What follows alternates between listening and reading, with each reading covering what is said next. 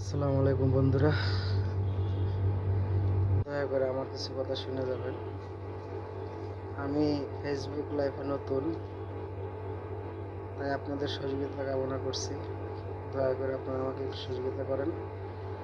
যারা নতুন আছেন তাদের তাদেরকে উদ্দেশ্য করে বলতেছি, আপনারা আমাকে সাপোর্ট করবেন, আমি আপনাদেরকে সাপোর্ট করব। আপনারা যদি আমাকে একটা লাইক দেন, আমি আপনাদেরকে 10টা লাইক দিব। বিশ্বাস না হয় লাইক দেখতে পারেন।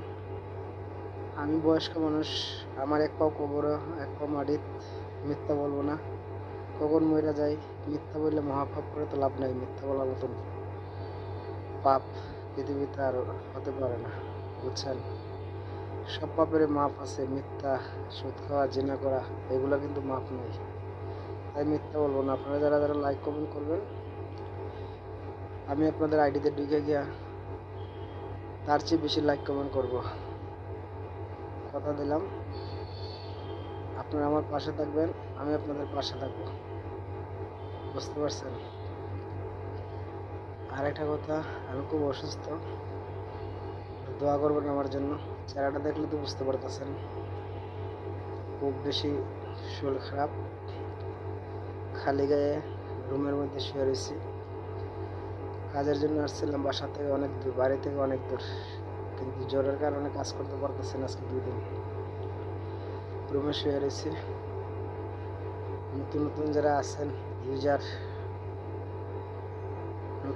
নতুন ফেসবুকে নতুন আসছেন, সবার কাছে আমার একটাই অনুরোধ, আপনারা আমাকে সাপোর্ট করবেন, আমি আপনাদেরকে সাপোর্ট করব।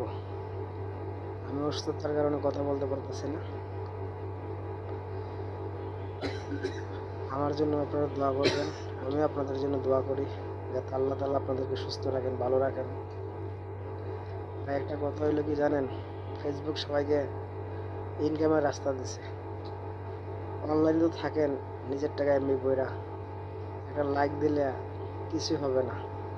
একটা আঙ্গুল দিয়ে যদি একটা লাইক দেন, আপনার আঙ্গুলে পছন্দ হবে না, নষ্ট হবে না। বুঝতে পারছেন কি বলছি? দয়া করে একটু লাইক কমেন্ট শেয়ার করবেন। আমি আপনাদেরকে লাইক কমেন্ট শেয়ার করব, কথা দিলাম। আল্লাহর কসম করে কইলাম, আমার এক পা কবর এক পা মাটিত।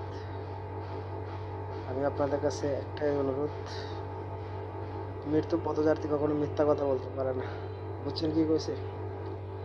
বয়স হয়ে গেছে গা,